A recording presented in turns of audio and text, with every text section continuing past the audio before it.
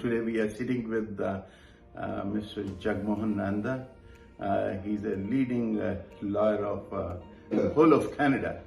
So we have certain questions to inquire about the recent fraud which is taking place. So coming straight to this, to prevent this and how to have identity fraud. Thank you, Orisa, for nice words about me, and welcome to our office. Thank you. Going to the point, I know you have very short timelines here. You can reduce the risk of fraud. I'm not sure how you can prevent it.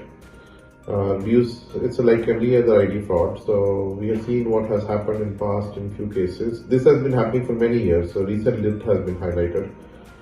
The fraudsters have become very sophisticated, and they have also been able to defraud the realtors. This has never happened before. So they have been able to get access to the properties as a tenant, or in one condo case, we don't know how they got access to the property, and all the personal information of the owners of the property, and then make false IDs and all, stage the property, put on the MLS. This is a very sophisticated and high-end thing now. Luckily, some of them have been arrested and others are wanted. They have identified them. Police has swiftly acted, so which is good, and it's a deterrent for the people to do it. So, first of all, you should keep your personal information safe and make sure your social media and the Facebook and Instagram doesn't reveal much about you. If you are moved out or relocated or a long location, it should not be shared there. That gives people idea that you are not available and something could be done. Your personal information online leaks mostly, your phone number, your emails. So you should get and check your privacy settings on social media. I've seen that a lot of things going wrong through social media. When you leave property for a long time, you should have somebody checking on your property. You have a friend or family members, which is also required for insurances. You can't leave property for extended time. Your insurance will not cover any damages to the property.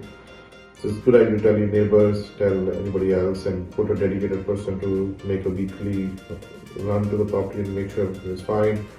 You should check your mail on time, because sometimes some fraudsters take something and mail comes in, and I've seen people not checking their mail for weeks and months and not opening your mail boxes. So you should check your mail very often. The most important thing is to have title insurance.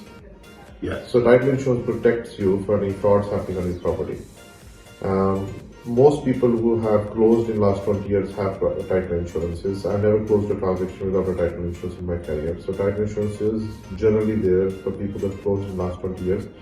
You check your provider's reports and make sure you have a title insurance. If you don't have title insurance, you can take title insurance. You can take existing home title insurance policy for the existing owners. So if you don't have title insurance, you can still take it. You can go through you can contact us, or you can contact any lawyer. They can help you in taking the title insurance for people who own the property and don't have title insurances. Their coverage is generally 200% of the face value in past policies which we have obtained. So if you have bought a house for $1 million, you're covered up to $2 million. If your value has gone substantially up, then you can call your title insurance and pay them the difference and increase your coverage. People have bought houses for $400,000, $500,000 in 2000, which are now $2 million. It's a 400% increase, but they will not get coverage more than double. Fantastic. So it's only 800 is covered. So if they want, they can approach us. We can help them getting updated title insurance or existing title insurance. Anything they need, they can call us. You can share our number is 905-405-0199. So you make sure it's title insurance doesn't mean you're fully covered. It's only covered up to 200%. Fantastic. Very good. You have to update your title insurance. And also very important, you also, this idea also came, what is your opinion about it, to select a lawyer or a realtor who is of your neighborhood. So for an example, who is known to you, who is listening, what is your opinion about it? So for fraud, it's a good idea to always get a person whose neighborhood, they know the demographic, they know what price is going on, they know the issues in the land titles on that neighborhood. That's always recommended. But for the fraudster will come in and make your IDs and do fraud on your property. Even if you're living in it, fraud has happened in past. People have been able to take mortgages on people's name by making false IDs. Sale is tough because people visit your property. So they come as a tenant and get access to your property. That happens. But for refund, mortgage frauds has been happening for many years on people's properties.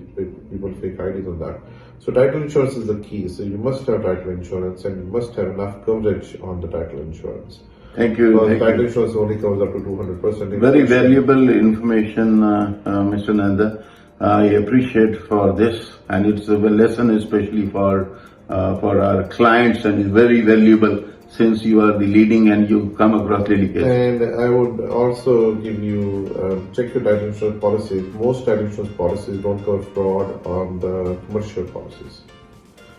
Fraud is not covered on commercial ones.